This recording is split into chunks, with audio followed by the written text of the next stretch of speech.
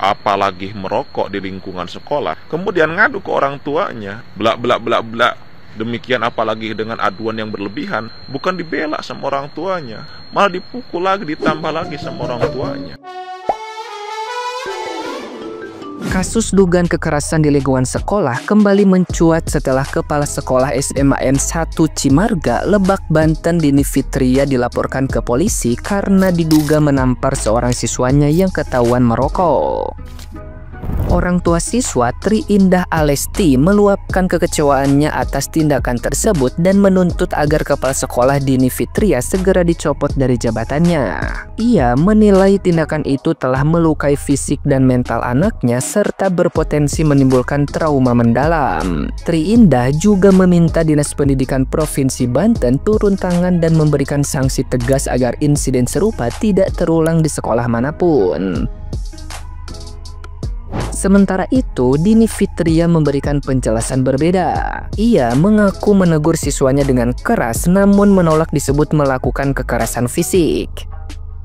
Kasus ini memicu gejolak di sekolah, di mana sebanyak 630 siswa melakukan aksi mogok belajar sebagai bentuk protes. Spanduk bertuliskan desakan pencopotan kepala sekolah sempat terpampang di area sekolah sebelum akhirnya dicopot.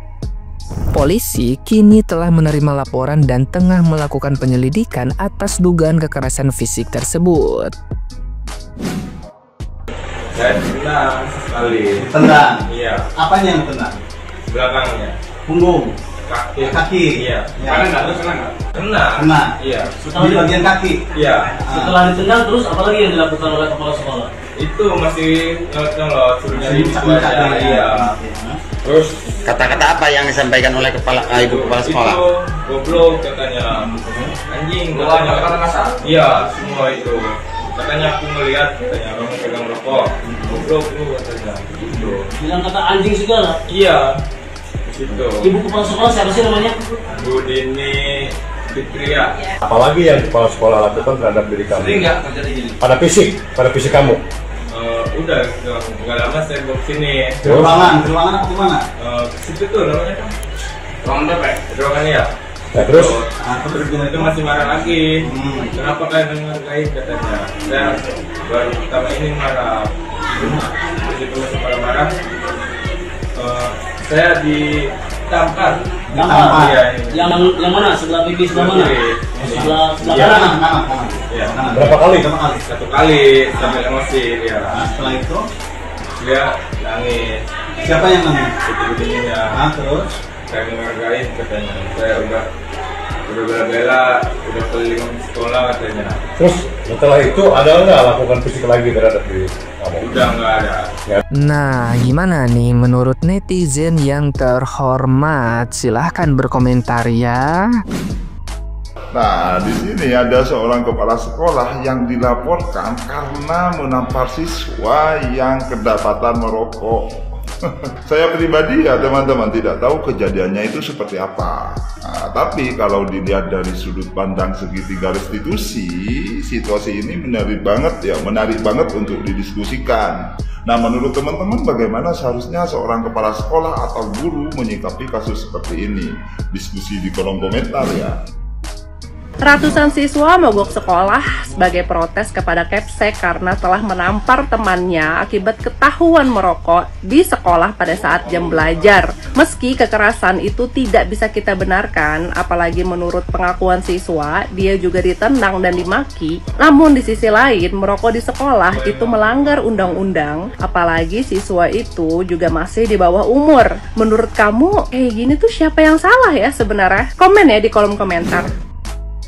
Aneh tapi nyata, ini benar-benar terjadi. Omongan KDM itu ngomongnya tentang orang tua bakal LS sama anaknya, ini terjadi nih. Makanya kita emang sih membutuhkan barak militer ya teman-teman ya, biar mendidik anaknya biar lebih keras lagi. Karena apa, zaman dulu kita itu keras ya, pengapur barus atau penggaris buat nabok kaki tangan atau penghapus buat dilempar, itu kita udah ngerasain. Nih zaman anak sekarang ini terlalu dimanja, udah gitu nih anaknya udah salah dia ngerokok di sekolahan, ditabok sama gurunya wajar aja. Ya tapi kan nggak apa-apa itu anaknya juga, kecuali dia ditabok cacat langsung. Ini kan nggak apa-apa anaknya juga.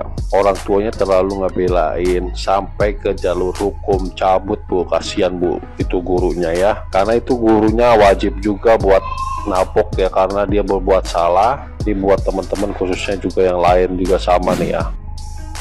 Kok bisa ada guru teganya tampar anak cuma gara-gara ngerokok? Namanya juga anak, pasti hilang. Wajar dong orang tuanya marah. Mungkin itu pemikiran orang tua kalau. Katanya ini kejadian di SMA Negeri 1 Cimarga, Banten. Siswa kelas 12 ketahuan merokok di sekolah, terus ditampar kepala sekolahnya. 620 siswa langsung bela temennya sampai mogok belajar. Hebat, solidaritasnya tinggi banget. Saya jadi ingat dulu waktu sekolah, ketahuan merokok, saya nggak berani ngomong ke orang tua. Bisa-bisa saya digantung di rumah. Sekarang malah orang tuanya yang lapor polisi.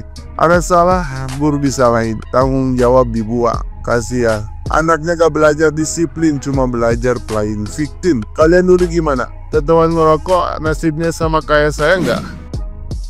Guys, info terbaru update dari kasus seorang siswa SMA Negeri 1 Cimarga, Lebak, Banten di kepala sekolahnya pada saat Jumat bersih. Ternyata siswa tersebut ketahuan di lingkungan sekolah, padahal di setiap sudut sekolah menurut kepala sekolah sudah dibuat pengumuman pelarangan tersebut. Tetapi siswa tersebut masih nekat dan ketahuan langsung oleh kepala sekolah dididik keras, dan orang tua siswa tidak terima hingga lapor polisi. Dan tidak ketinggalan, beberapa saat kemudian ratusan siswa sebanyak 630 siswa SMA Negeri 1 Cimarga ikutan mogok sekolah demi rasa solidaritas terhadap temannya tersebut. Netizen, ternyata merokok semua ya. Dek, sekolah bukan urusan kamu. Siswa ditampar nomor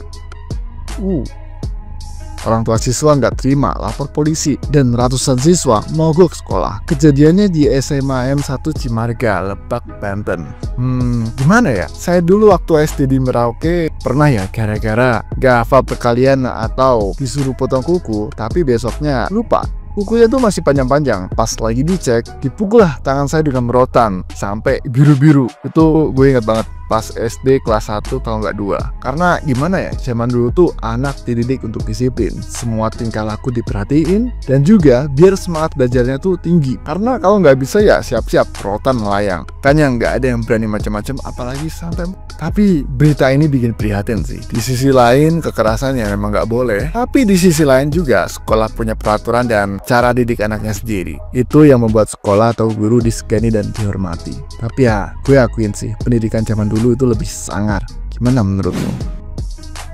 Anak-anak zaman dulu kalau ditampar oleh gurunya atau dipukul oleh gurunya, artinya tidak dengan tamparan yang memberatkan atau pukulan yang memberatkan, dikarenakan anak tersebut itu melakukan kesalahan di sekolah, baik bolos ataupun tidak belajar, tidak mengerjakan PR, apalagi merokok di lingkungan sekolah, kemudian ngadu ke orang tuanya, blak.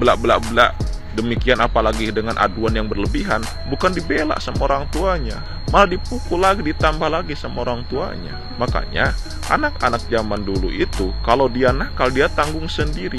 Bahkan anak-anak zaman dulu itu meskipun senakal-nakalnya anak zaman dulu tidak pernah melaporkan gurunya ke polisi, tidak pernah melawan kepada gurunya. Dia nakalnya di luar aja untuk dirinya sendiri dan tetap hormat kepada gurunya. Berbeda dengan generasi anak-anak sekarang. Nah sekarang ditampar dikit, cengeng, nakal, kemudian dipukul dikit, cengeng, lapor, ngadu ke orang tuanya. Orang tuanya ya karena memanjakan anaknya akhirnya tidak terima, yang kemudian dilaporkanlah si guru tersebut itu ke polisi. Inilah generasi-generasi cengeng di zaman sekarang. Makanya jangan salahkan guru kalau seandainya guru acuh tak acuh kepada murid, ya muridnya nggak mau diatur. Kebanyakan seperti itu. Makanya sekarang banyak pendidikan-pendidikan yang tidak menghasilkan murid-murid yang tidak berkualitas. Kenapa? Karena sistemnya seperti itu. Apalagi semenjak ada KPAI yang dianggap oleh mereka wah ada perlu perlindungan anak nih seperti ini dan bla bla bla sebagainya. Dan menurut saya nih ya, KPAI tidak sama sekali ada fungsinya, apalagi di Jabar setelah KDM mengadakan yang namanya barak militer itu semakin kelihatan gitu. KPAI tidak ada fungsinya, dia tidak ada yang mengadakan rehabilitas misalkan psikologis, tidak ada kompensasi uang dan sebagainya. Bagaimana kejadian soal keadaan anak-anak yang tawuran dan juga sebagainya, dia cuma diem aja gitu, hanya nunggu ya dapat gaji aja kayak gitu. Jadi ya mudah-mudahan gitu pola pikir orang tua juga, pola pikir murid juga itu harus berubah gitu. Orang tua kalau nggak mau anaknya disiplin, pindah sekolah aja atau didik oleh Anda sendiri. Kasus kepala sekolah SMA Negeri 1 Cimarga, Lebak, Banten, Dini Fitria jadi sorotan publik sekarang. Ia diduga menendang dan menampar muridnya sendiri hanya karena ketahuan merokok di dekat sekolah. Orang tua murid melapor ke polisi, para siswa pun berdemonstrasi menuntut sang kepala sekolah mundur. Di tengah keramaian itu, ada satu pertanyaan. Mengapa masih ada guru yang mendidik dengan tangan, bukan dengan pikiran? Kita sedang menghadapi sisa-sisa paradigma lama pendidikan. Ketika disiplin berarti hukuman dan wibawa berarti ketakutan. Praktek seperti itu mungkin masih dianggap wajar di tahun 70-an, tahun 80-an. Saat tongkat rotan dan subitan dianggap bagian dari pelajaran moral. Tapi hari ini, dunia sudah berubah. Sejak Indonesia meratifikasi Konvensi Hak Anak tahun 1990 dan membentuk Komnas HAM dan mengesahkan Undang-Undang Perlindungan Anak, pendidikan tidak lagi boleh dijalankan dengan kekerasan. Setiap anak punya hak untuk aman, bahkan saat ia salah sekalipun. Guru bukan lagi penjaga ketertiban dengan ancaman, tapi pendamping kesadaran dengan keteladanan. Sayangnya masih banyak pendidik yang belum ikut pindah halaman, masih memakai metode zaman Orde Baru untuk menghadapi generasi Z yang lahir di era digital. Mereka ingin menanamkan disiplin, tapi lupa bahwa anak-anak hari ini tidak bisa lagi dipaksa tunduk. Mereka harus diajak berpikir. Mendidik bukan lagi soal menundukkan murid, tapi menumbuhkan manusia. Dan kalau guru masih menampar, menendang, dan memaki dengan dalih demi kebaikan, itu bukan tegas. Itu gagal memahami bahwa dunia sudah bergeser dari kekuasaan menuju kesadaran. Karena di ruang kelas masa kini, otoritas sejati bukan di tangan yang keras, tapi di hati yang sabar.